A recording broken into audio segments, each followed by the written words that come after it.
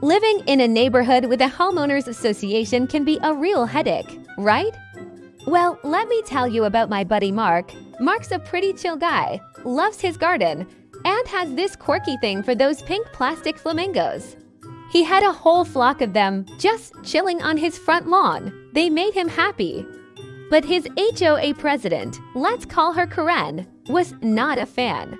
She sent him letter after letter, calling them tacky and a violation of community standards. Mark tried to reason with her, explaining they were just harmless fun, but Karen wouldn't budge. The final notice came with a hefty fine and a threat to remove them herself. Mark was furious. That's when a mischievous little idea sparked in his mind. Revenge was on the horizon, and it was going to be big.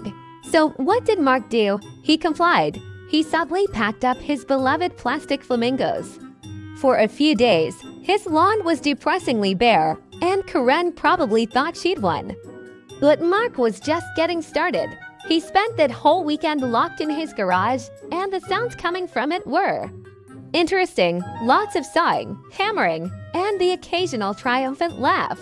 His neighbors were curious, but Mark just smiled and said he was working on a new art installation. Karen, meanwhile, was probably polishing her HOI rulebook, completely oblivious to the masterpiece of pettiness that was about to unfold. The stage was set for the most epic neighborhood showdown in history.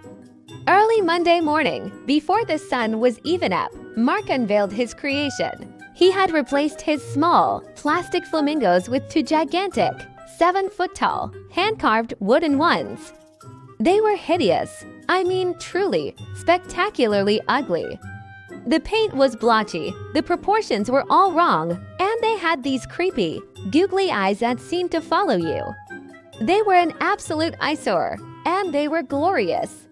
When Karen stepped out to get her morning paper, she just froze. Her jaw dropped. These new monstrosities were technically made of natural materials, a loophole in the HOA bylaws she'd never anticipated.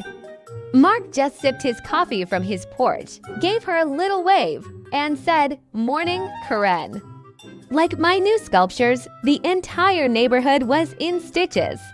Karen was speechless, defeated by her own rules. And that, my friends, is how Mark won the Great Flamingo War.